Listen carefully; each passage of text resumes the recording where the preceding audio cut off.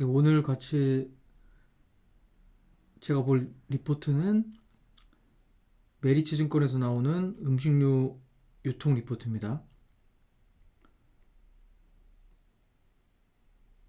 그래서 여기에 보면은 이제 하이트진로하고 CJ 프레시웨이가 나왔는데 그거를 좀 같이 한번 보도록 하겠습니다.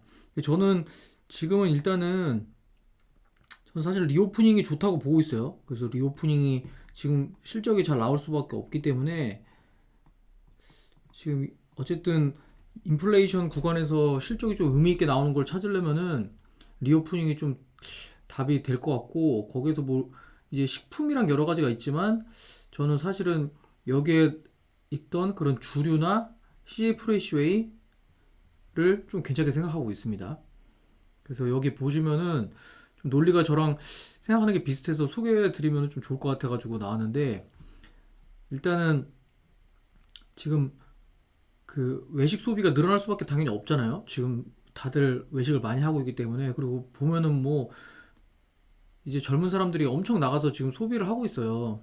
어쩔 수가 없습니다. 2년 동안 억눌렸었기 때문에.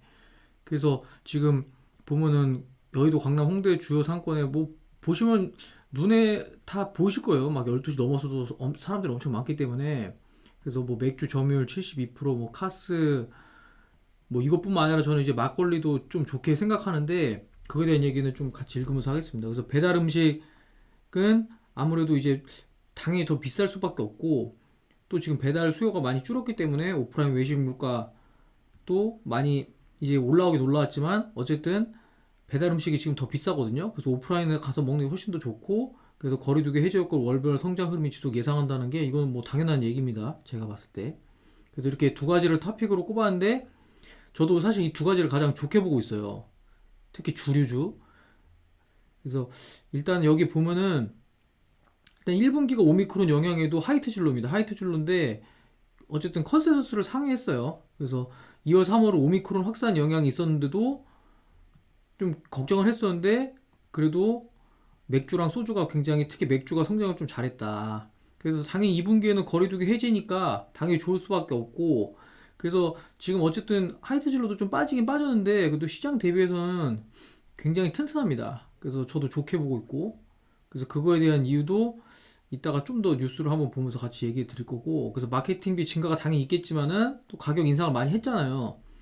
근데 이따가 한번 뉴스를 볼 건데, 사실 원재료가 지금 인플레이션에, 그래서 원재료 구간을 봐야 되는데, 제가 이제 사실은 그 라면 주식을 그렇게 좋아하지 않는 이유는 이 밀가루 가격이 너무 많이 올라왔기 때문입니다. 그래서 밀가루 가격도 앞으로 떨어질 일도 없고, 그래서 사실은 맥주랑 그 주류는 그렇지가 않거든요. 그래서 온전히 좀 원재료 부담이 있지만 그래도 다른 거에 비해서는 덜해 보인다가 논리고, 그래서 지금 어쨌든 22년도에 뭐 퍼가 18 뭐 이렇게 돼 있습니다. 그리고 어쨌든 EPS 증감률이 굉장히 높기 때문에 뭐 이거는 사실 작년에 워낙에 안 좋아서 이렇게 좋았던 거고, 그래서 같이 그거를 한번 보시면 좋을 것 같고, 실적은 그래서 계속 실적이 좀 올라오는 구간이다. 올라올 수밖에 없잖아요. 그래서 좀 좋아 보이고, 제가 또 이제 좋아 보이는 종목은 CJ 프레시웨이입니다. CJ 프레시웨이는 사실 여러 가지 강점이 있는데, 이 식자재 유통이 여기도 마찬가지 오미크론으로 외부 환경이 안 좋았는데도 1분기 이제 엄청난 서프라이즈가 기록했어요. 그래서 IR도 제가 사실 들었었는데 좀 굉장히 좋은 부분이 많았습니다. 그래서 급식 부분이 지금 마이너스 33억 적자가 했지만 당연히 오미크론 때문에, 그래서 이거는 더 될 수밖에 없고, 그리고 2분기는 당연히 이제부터 성수기가 진입돼가지고 좋을 수밖에 없습니다. 그래서 어쨌든 오미크론이 지금 끝난 상태이기 때문에 분기별로 개선이 될 수밖에 없고, 그리고 좋은 거는 이제 외식, 이제 직장인들도 여기서, 그러니까 제가 구내식당에서 가격을 올려도 어차피 구내식당에서 먹을 수밖에 없거든요. 왜냐면은 지금 그 밖에 나가서 먹는, 그러니까 외식 소비도 CF레시에는 좋아요. 어차피 납품을 하기 때문에. 근데 어쨌든 지금 사람들이 사실 인플레이션이 너무 올라와가지고 저도 진짜 피부로 느끼거든요. 너무 가격 이게 만만치가 않아졌다는 거를. 뭐 거의 막 3, 4천 원을 올려버리니까 뭐 김밥 한 줄이 뭐 거의 3,500원까지 지금 왔더라고요, 거의. 그래서 사실은 어쨌든 아껴 먹으려면 구내식당에서 먹을 수밖에 없으니까. 구내식당 그나마 엄청 싸잖아요. 그리고 구내식당이, 그래서 제가 볼 때는 계속 괜찮아질 가능성이 높다. 그래서 워낙에 얘는 저퍼를 받고 사실 성장성이 낮았는데 올해는 이제 성장성이 좀 뛰어나게 잘 나오는 구간입니다. 그래서 좀 지켜보시면은 생각보다 좀 괜찮을 것 같은 느낌이 많이 듭니다. 그 회사 자체로도 여러 가지 면에서 좋아졌기 때문에 한번 보시면 될 것 같고, 어쨌든 이 외식에서도 늘어가고, 그 다음에 그 JV랑 그런 1차 도매 원료하는 그런 어떤 외식 리오프닝 수요가 나왔기 때문에 원자재 이슈가 있지만, 인플레이션 이슈가 있지만, 그래도 생각보다 양호하다. 그래서 약간 뭐 당연히 석유 가격도 많이 올라가지고 운반비 같은 것도 많이 들어가지고 그것 좀 영향이 있을 거예요. 아마 그것 때문에 또 약간 많이 올랐다가 떨어진 것 같은데, 그래도 다른 그런 식품주들에 비해서는 제가 봤을 때 원가 면에서는 훨씬 더 압도적인 게 이 주류나 이 C 프레시 웨이가 아닐까 생각을 해서 일단 가져와 봤고, 그리고 제가 좋게 보는 거를 좀 말씀드리면은, 사실 하이트진로가 여기 좀 안 좋은 기사가 있는데, 이거는 이제 그 주식하는 사람들한테는 좋은 기사입니다. 그래서 보면은 사실은 이게 어쨌든 하이트진로가 맥주를 만드는데 인상을 많이 했어요, 맥주 가격을. 근데 하이트진로의 작년 사업보고서에 맥주 주원료는 맥주 맥, 그다음 메가, 호프 이거를 사용해가지고 이제 만드는 거잖아요, 맥주를. 그래서 이거를 다 수입하는데 맥주산을 빼고, 근데 보면은 사실 오히려 가격이 원재료 가격이 더 떨어졌어요. 어떤 이유에서인지는 잘 모르겠습니다, 저도. 그래서 맥주맥이 작년 평균 가격이 뭐 이렇게 되는데, 코로나 사태 이전 2019년도에 그 1458원, 그 다음에 비하면은 이렇게 28.8%나 수익가가 떨어졌다. 그래서 어떤 이유에서인지 모르겠지만은 오히려 맥주 가격이 그러니까 메가 가격이 원재료 가격이 오히려 떨어졌습니다. 그래서 원재료 그 가격을 보시면은 이게 물론 그 메이백은 매출에 따라서 매출이 좀 줄었기 때문에 이런 영향도 있겠지만, 어쨌든 간에 이 코로나 이전보다 수익가가 오른 거는 메가뿐이고, 평균 수익가가 일단은 키로당으로 좀 중요하잖아요, 키로당은.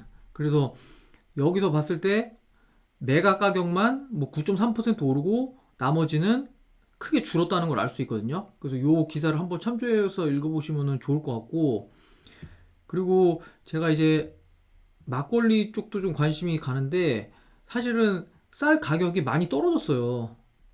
쌀 가격이. 그래서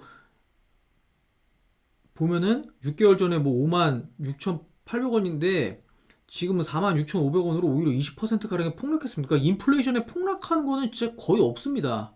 근데 오히려 이런 메가랑 그 맥주 맥이랑 이런 거는 오히려 원재료가 오히려 떨어진 거는 이 두 개가 좀 유일한 것 같다, 제가 봤을 때는. 다른 건 사실 말도 안 되게 올랐으니까. 그래서 요거를 한번 참조해서 보시면 좋겠는데, 어쨌든 이 두 개가 그래도 그나마 저는 가장 좋아 보이고, 그 다음에 좀 더 보면은 이게 신세계가 있어요. 신세계가 오늘 사실 공시가 나왔는데 2분기 실적 관련해서 공시가 나왔는데 굉장히 좋게 나왔습니다. 그래서 매출 성장이 작년보다 20%더 한다고 성장을 했기 때문에, 그래서 사람들이 리오프닝으로 소비는 확실하게 하고 있다, 약간 증명이 됐거든요. 그래서 제가 1분기만 보고서 2분기도 좀 괜찮지 않을까 했는데, 회사에서 굉장히 이제 좋다고 말을 했나 봐요. 그래서 리오프닝 효과로, 그러니까 지금 제가 볼 때는 쓸 거는 확실하게 쓰고 아낄 건 확실하게 아끼는 겁니다. 그래서 명품은 진짜 성장을 잘하고 있어요. 그래서 패션도 15%, 스포츠도 14%. 그래서 아이러니하게 비용은 많이 들지만 명품 수요는 줄지가 않았습니다. 그래서 면세점 실적 둔화에도 불구하고 리오프닝 효과 본격적으로 반영되며 2분기에도 후실적을 기록할 것으로 전망된다. 그래서 오늘 공시가 나왔습니다. 그래서 4월 기준 패션은 38%, 그래서 패션 업체는 그래도 좀 잘 버티지 않을까. 스포츠도 45%.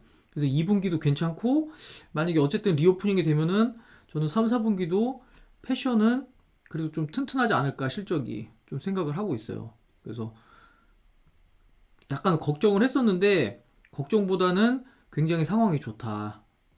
그래서 여기도 보면은 뭐 사실 저는 백화점은 좋아하진 않지만 어쨌든 요거를 그 패션이나 이런 거를 이런 게 그 매출이 잘 늘었나 확인을 하거든요. 그래서 그런 걸 봤을 때 어쨌든 패션이랑 그쪽도 충분히 괜찮다. 그래서 한번 읽어보시면 될 것 같고, 저는 리오프닝 관련해서는 이런 주식이 좀 괜찮아 보인다라고 말씀을 드리고 싶습니다. 네, 이상으로 마치겠습니다.